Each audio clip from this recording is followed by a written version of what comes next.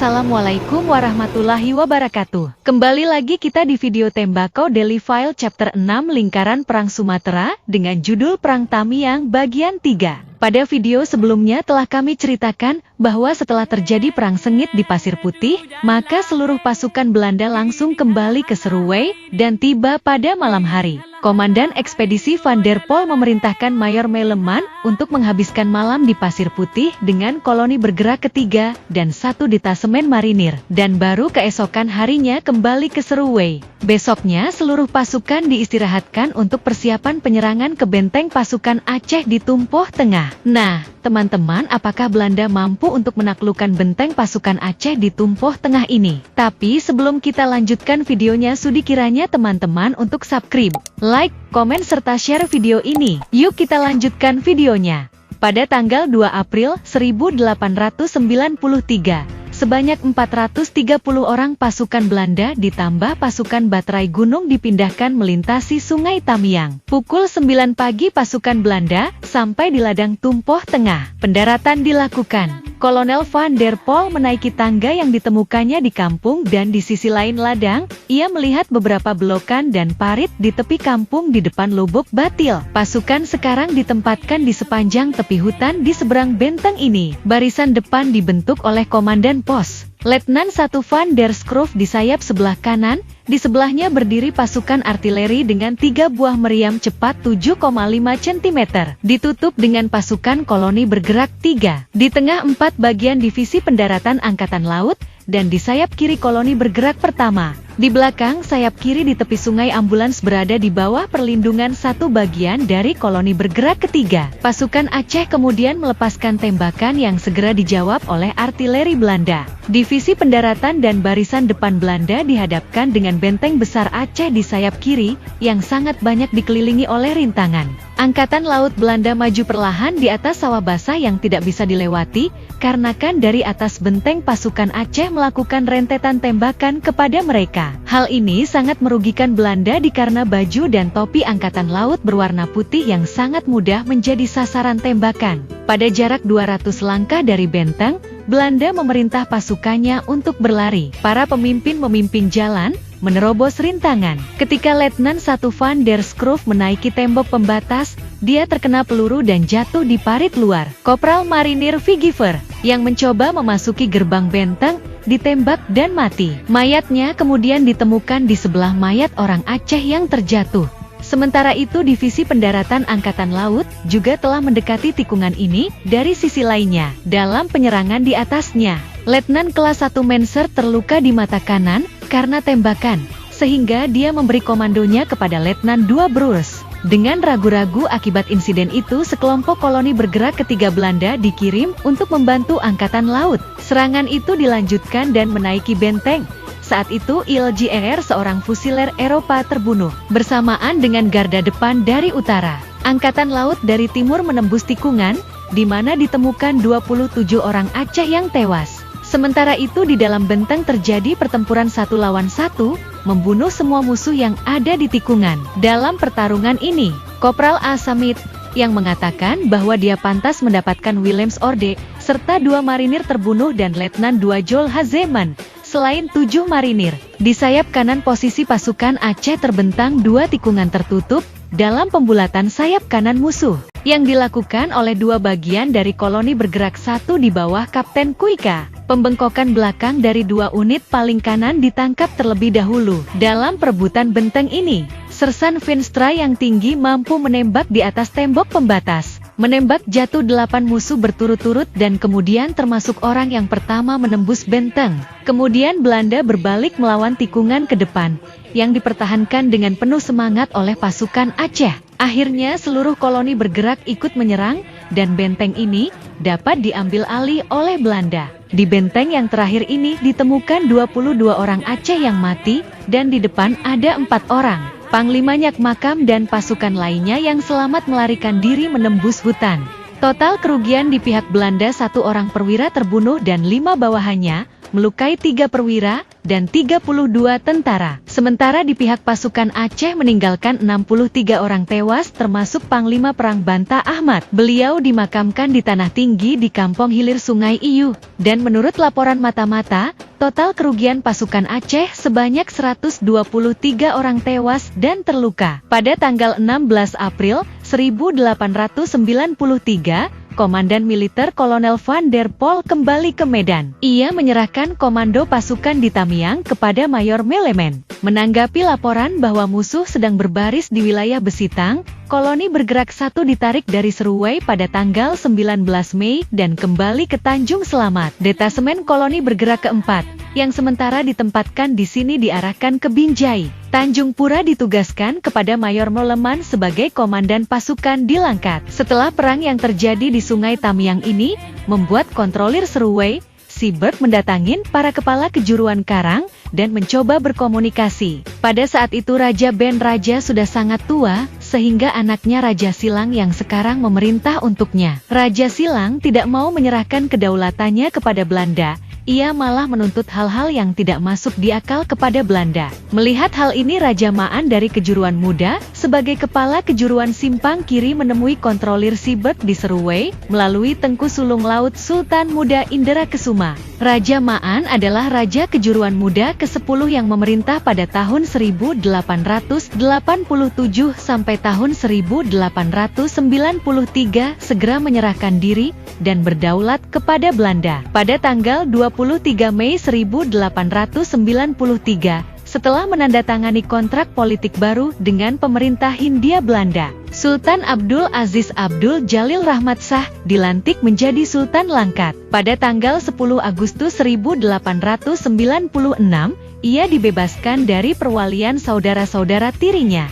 Tengku Sulong, kemudian lebih dikenal sebagai Tengku Pangeran, diangkat sebagai wakil sultan di Langkat Atas di Binjai, sementara Tengku Hamzah tetap ditetapkan sebagai wakil sultan di Langkat Bawah di Tanjung Pura. Sultan Musa yang turun tahta meninggal pada Mei 1897. Pada malam tanggal 24 dan 25 Mei 1893, sebuah geng Aceh sebanyak 40 orang di bawah komando Nyak Muhammad muncul di Bukit Kubu. Mereka menjarah kedai Cina dan menembaki pos Belanda di sana. Penembakan itu diulangi pada malam berikutnya. Perusahaan Bukit Mas di Batang Serangan juga ditembaki. Pada tanggal 28 Mei, petugas dari Departemen Investigasi Kriminal di Pulau Kampai dan perwakilan Teuku Umar yang ditunjuk di sana oleh Sultan Langkat menerima surat dari kepala geng Aceh yang memerintahkan mereka untuk mengumpulkan $1.000 dari para penanam lada di sana dan uang itu sebagai kontribusi untuk biaya perang. Diberitakan bahwa massa besar dari wilayah Serang Jaya telah pindah ke Sungai Besitang dan tinggal di antara Bukit Kubu dan Bukit Mas. Kolonel Van der Pol segera berangkat lagi ke Seruwai dengan menjemput 1 petugas dan 70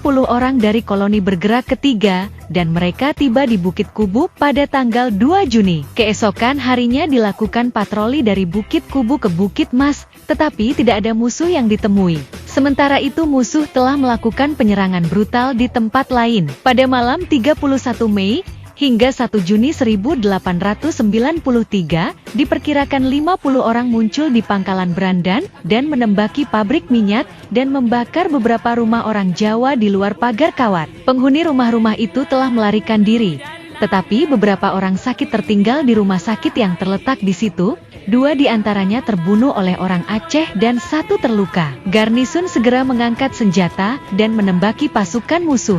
Beberapa orang musuh berhasil melewati penghalang dan mencoba membakar reservoir minyak bumi, tetapi tidak berhasil.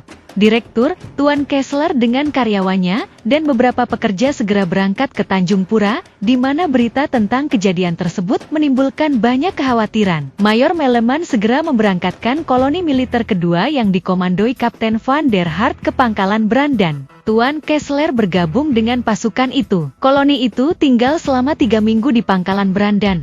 Selama waktu itu seluruh daerah digeledah, tetapi tidak ada musuh yang ditemukan. Sultan Langkat mengirim patroli penduduk ke Gebang, dan tidak menemukan musuh di sana. Tetapi terus berpatroli selama beberapa hari. Pada saat yang sama, sebuah detasemen terdiri dari 40 orang dikirim ke Buluh Telang, tetapi tidak menemukan musuh juga di sana. Menurut laporan mata-mata Belanda, tanggal 3 Juli 1893 Nyak Makam akan mengadakan pertemuan dengan kepala-kepala suku Tamiang di Opak. Pada tanggal 29 Juni 1893, Belanda melakukan pengintaian di sana, tetapi tidak mendapatkan hasil. Maka pada tanggal 3 Juli, Belanda mengutus kapal Indragiri dan Langkat menuju ke sana dengan 135 orang pasukan. Ada rentetan penyerangan dari tepi kanan di Opak, tapi serangan itu berhasil dipatahkan oleh pasukan Belanda. Benteng, rumah dan kedai di Opak dibakar. Dari sini Belanda mendapat laporan bahwa Nyak Makam telah kembali ke Aceh dan ia telah menyerahkan komando komplotannya kepada Nyak Muhammad atau Nyak Mamat. Mendengar hal tentang Raja Maan mengaku berdaulat kepada Belanda, Raja Ben Raja dan putranya Tengku Raja Silang menjadi murka. Mereka pun mengadakan musyawarah di Monasa Alur Bamban yang juga dihadiri oleh Panglima Nyak Mamat. Keputusannya sebagai berikut. 1. Raja Maan harus diberi ganjaran. 2. Perang Tamiang melawan Belanda dipimpin oleh Tengku Raja Silang. 3. Mulai dari Alur Bamban menyelusuri sebelah kanan Sungai Tamiang ditempatkan benteng-benteng perlawanan rakyat di bawah pimpinan Panglima Perang masing-masing. 4. Setiap kapal sekoci milik Belanda harus dimusnahkan.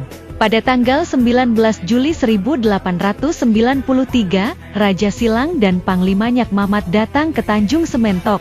Mendengar itu patroli kapal uap Belanda Indragiri dan Langkat segera ke sana. Di sana terdapat kediaman Raja Silang, Dato Laksamana dan kepala karang lainnya. Tapi daerah itu sudah sepi. Dalam perjalanan pulang patroli ditembaki, menewaskan seorang kopral pribumi dan melukai seorang fusilir pribumi. Belakangan diketahui bahwa penyerangan ini dilakukan oleh komplotan Aceh di bawah Nyak Mamat, yang baru saja dalam perjalanan kembali dari Manyak Pahet. Setelah itu dikabarkan Nyak Mamat kembali ke Aceh. Kerajaan Karang pun menyempatkan diri mendatangi kontrolir Sibert di Seruwei pada tanggal 24 Juli 1893 yang meminta ampun dan berjanji akan berusaha menundukkan Raja Silang dan juga Datu Laksamana, penduduk tepi kanan Sungai Tamiang. Di bawah Sultan Manguda, selama ini telah bersembunyi dari kekacauan yang terjadi, tetapi mulai kembali sejak Juni 1893.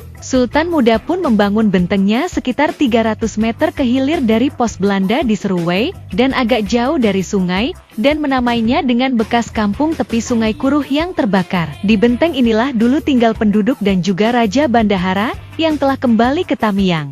Sedangkan Sultan Muda dulu bersembunyi ke Labuan Deli dan berpikir lebih baik tinggal di situ untuk sementara waktu. Kontrolir Sibert mengirimkan utusannya kepada Raja Ben Raja untuk bersedia melakukan perundingan di Seruwei. Pada tanggal 12 Agustus 1893 Raja Ben Raja mengadakan musyawarah dengan para datuk dan panglimanya atas undangan tersebut. Keputusan dari musyawarah itu bahwa Raja Ben Raja tidak mau menghadiri perundingan tersebut. Raja Ben Raja pun memerintahkan panglimanya untuk berjaga-jaga mulai dari Alur Bamban menyelusuri kanan Sungai Tamiang hingga Air Tenang, dan memerintahkan menembak setiap sekoci Belanda yang melewati daerah tersebut. Kontrolir Sibert menerima balasan surat dari kejuruan Karang yang memberitahukan bahwa mereka tidak berhasil membujuk Raja Silang untuk berdaulat kepada Belanda, dan bahwa dia sendiri sekarang juga tetap berada di pihak lawan. Pada tanggal 23 Agustus 1893, Raja Silang mengundang kembali Nyak Mamat untuk bermusyawarah ke Alur Bamban. Nyak Mamat datang dengan sekitar 40 orang pengikutnya. Keputusan dari musyawarah ini adalah tetap meneruskan perlawanan